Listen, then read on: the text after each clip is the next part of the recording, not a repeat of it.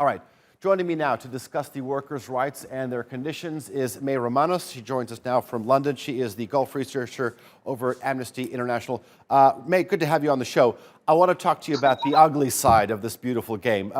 You have asked FIFA and its sponsors to protect migrant workers in Qatar from abuse. But when you're looking, you're talking about FIFA here and looking at the way that they have run past tournaments.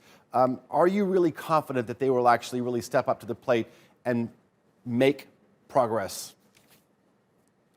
Thank you. Yeah, I think that's exactly why we are here today, trying to urge and put more pressure in the last 18 months to this World Cup. We haven't seen much of this responsibility under international standards taken seriously so far by FIFA.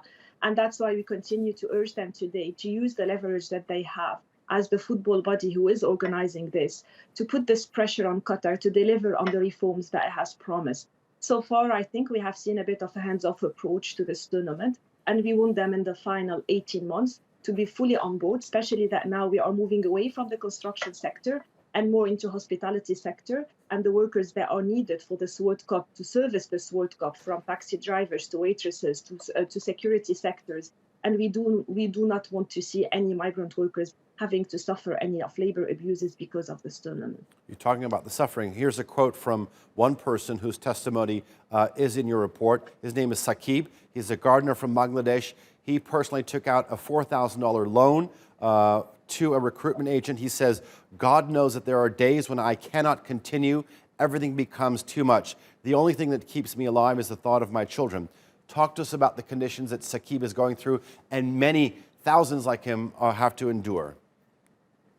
Yeah, exactly. That's probably the human suffering that sometimes is hidden when you talk about this issue. We are talking about migrant workers who are mothers, who are fathers, who leave behind families and have to travel thousands of miles to come to Qatar and search for a better job.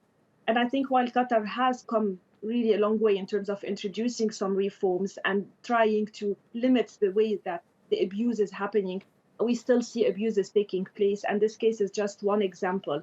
The pandemic, for instance, exacerbated the issue of unpaid wages.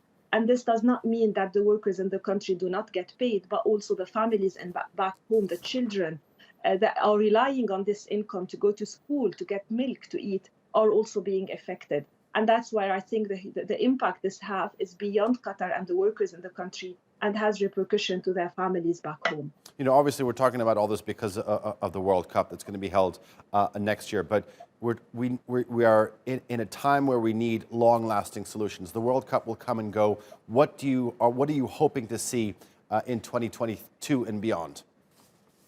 I think when we started working on this project 10 years ago, we saw that this World Cup and this tournament offer a great opportunity for long-lasting changes. We know that the migrant workers currently in Qatar will leave, but hundreds of others will come after this World Cup.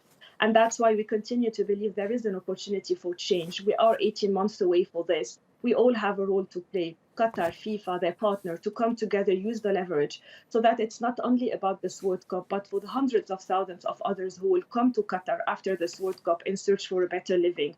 And Qatar is able to promise them this and to achieve this by just really delivering on what they promised, implement the reforms that they introduced, be serious about enforcement, and try to end this cycle of abuse that migrant workers find themselves in when they come to Qatar. Amnesty International's May Romanos live for us from London. Thank you very much for joining us here on the NewsHour. I do appreciate your time and your analysis.